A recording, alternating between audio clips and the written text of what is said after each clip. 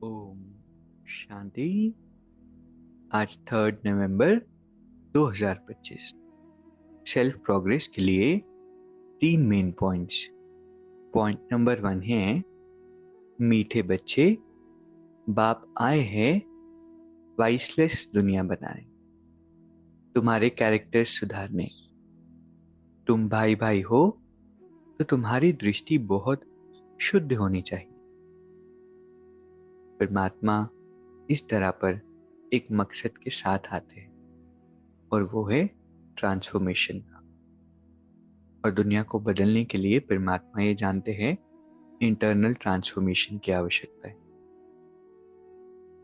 दुनिया में आज चारों ओर इतने विकार है, वाइसेस है, भ्रष्टाचार है, इसकी कोई सीमाएं नहीं है।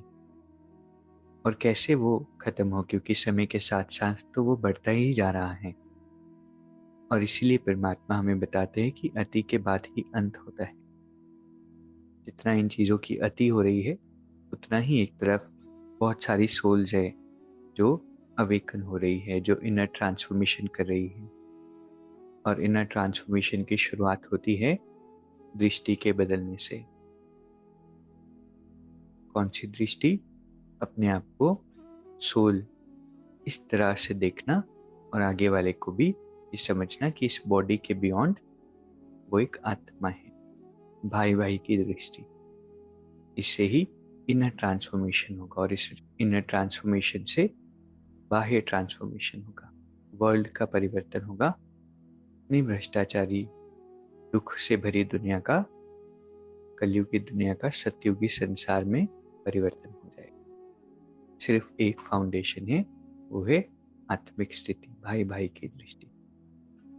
तो ज्ञान में आगे बढ़ते हुए सोल कॉन्शियस होना सबसे इंपॉर्टेंट है।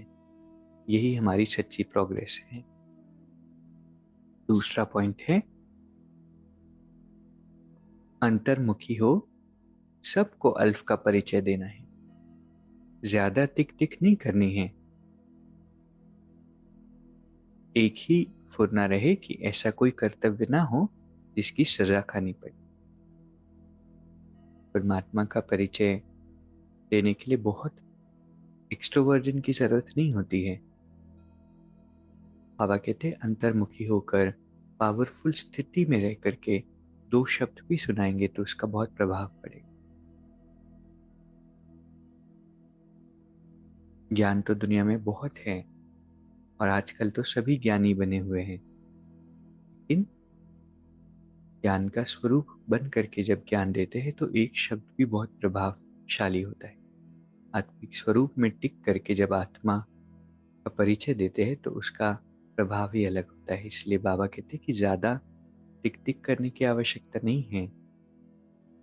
ज्ञान में रूहानियत हो, शब्दों में रूहानियत हो तो बहुत प्रभाव सामने वाली आत्मा पर पड़े। तीसरा पॉइंट, सदा वाह बाबा, वाह तकदीर और वाह मीठा परिवार, यही गीत गाते रहो।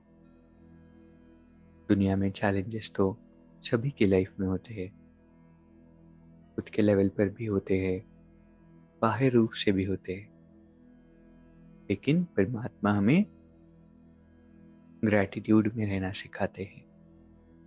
सबसे बड़ी बात तो भगवान हमें मिले तो वाह बाबा। ना ऊंच हमारा भाग्य है जो भगवान को पहचानने के लिए दिव्य बुद्धि मिली और पुरुषार्थ करके सेल्फ ट्रांसफॉर्मेशन कर रहे हैं। और वाह परिवार, इतनी सुंदर स्पिरिचुअल फैमिली इस कलयुगी संसार के बीच, देवताई संस्कारों वाली आत्माएं, तो वाह मेरा परिवार। आज के 3 सुंदर पॉइंट्स जो हमने सीखे। पहला, परमात्मा बाप आए हैं वाइसलेस दुनिया बनाने, तुम्हारे कैरेक्टर सुधार। क्या करना है? भाई भाई हो तो तुम्हारी दृष्टि बहुत शुद्ध होनी चाहिए।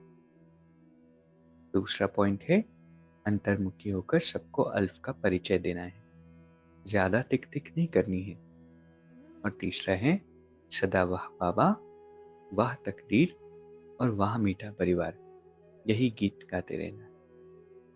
अभी 1 मिनट हम मेडिटेट करेंगे। मैं परम पवित्र आत्मा हूँ,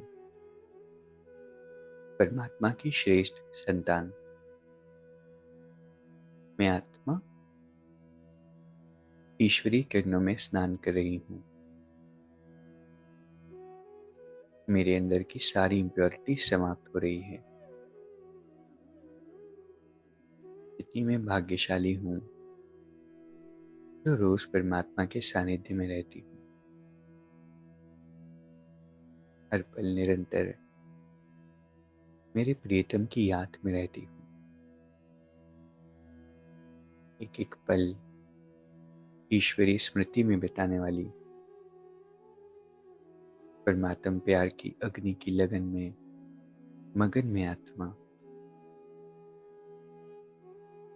भगवान के सबसे नजदीक रहने वाली आत्मा,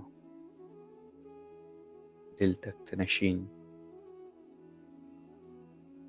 और इसलिए परमात्मा हर पल मेरे साथ है।